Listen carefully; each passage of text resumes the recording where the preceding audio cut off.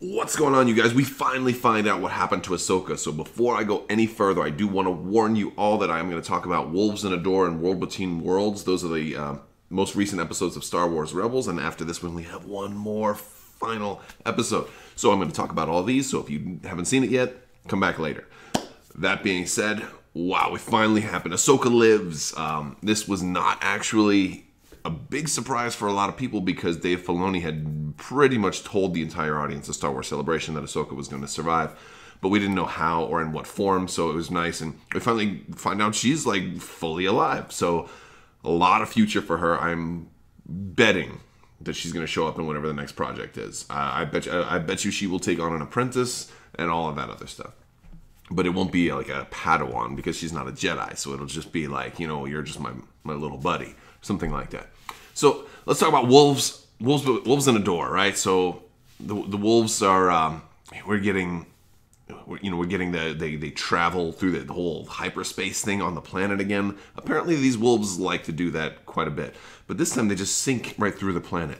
These are some freaky wolves. I'm telling you, these wolves are doing drugs. That's what I think. They get to the Imperial camp. They use a Thrawn hologram, which is pretty cool. I kind of liked that little trick. Ezra's getting better with the Force. He does a very Obi-Wan Kenobi style mind trick against one of the Death Troopers.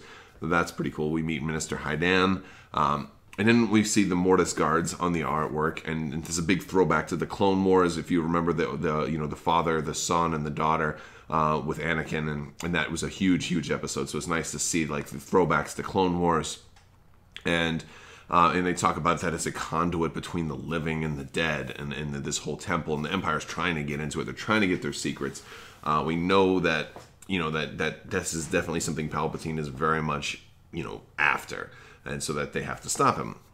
And the cool thing in this episode too is you see a Force ghost of Kanan with his hand on Hera's shoulder. Now, I think the question for the audience at this point is that really Kanan's Force ghost? Or is it just Hera's memory of him? Or, maybe he could do a partial Force ghost, but not strong enough to manifest to the other person, physically, but more as he's just emotionally there. That's kind of how I think it is. I think Kanan's just emotionally there for her, not fully there. And then Ezra starts seeing the paintings move, and I think Ezra took the same drugs that the wolves are because all the wolves make a portal. He jumps right through the wall. Pretty trippy ending. It's a great first episode first of this half, I guess, for part one. Part two, this is really when it gets wild because Ezra ends up in this, in this conduit, in this world between worlds, and it's almost like Ezra's trying to be like Doctor Who because this thing is kind of like a TARDIS, and that he can go like anywhere in space and time in this thing, and you're hearing all kinds of voices. Now, here's another question for the audience: did you hear sequel trilogy voices? Because I'm pretty sure I had heard Maz Kanata, and I'm also pretty sure I heard Rey. I'm not sure if it was Rey, though, because that one was a little harder, but I'm almost certain I heard Maz Kanata. But you're hearing all kinds of great voices from the original trilogy and in the prequels as well. So like lots of little Easter eggs, a lot of Obi-Wan Kenobi and Yoda in there too. That much is really cool. But it's it's all in all, it's pretty trippy. And here's where we get to Ahsoka. So Ezra finds Ahsoka in like a portal that shows Ahsoka's fight with Darth Vader, and where she pushes Ezra and seals him shut. You get to see what happened after that, and it looked like Darth Vader was about to kill her, but she was going to make sure that she was basically trying to destroy the temple to take them both out. So while he might have won, it looked like they were both going to die. Ezra pulls her out like through this portal. He reaches in and pulls her out. And then all of a sudden she's spared, and then Vader manages to escape while the temple starts to collapse on him. But and the thing is here, she's been pulled out of space and time, so he saved her life, and she kind of helps him learn his last lesson because he decides he's going to do the same thing to Kanan, but she's got to be like, look, he had a great death. He died saving all of you, and if you pull him out, then all of you are going to die.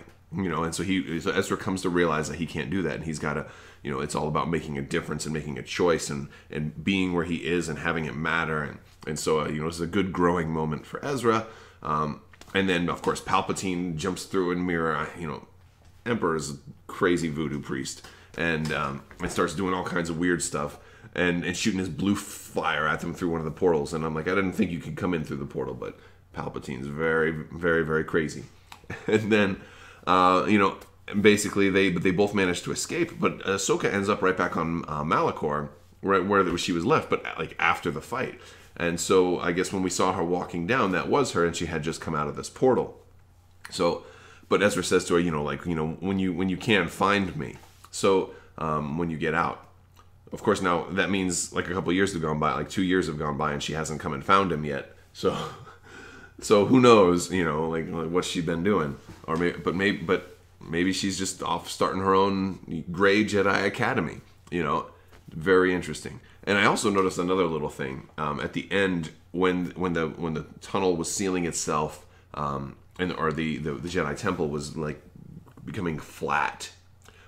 The temple artwork that had the Father, the Daughter, and the Son, like the daughter and the son fell away, and it was only the father that was there when the whole thing was being collapsed. And I wonder if that was some type of symbology for there not being any light side and dark side, because the daughter kind of represents the light and the son represents the dark, and the father's kind of like the Bendu in a way. He's kind of the one in the middle, or maybe not necessarily the Bendu, but maybe just, you know, representing the Force as a whole, as its entirety.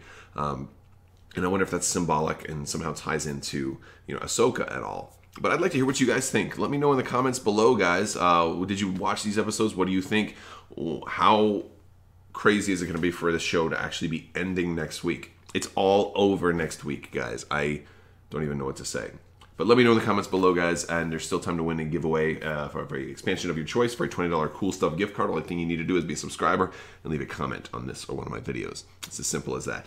I want to thank you guys so much for watching. Don't forget to click the little bell for alerts. If you like this video, give it a thumbs up, and don't forget to subscribe, even though I already said that. Thank you so much for watching, and have a great day.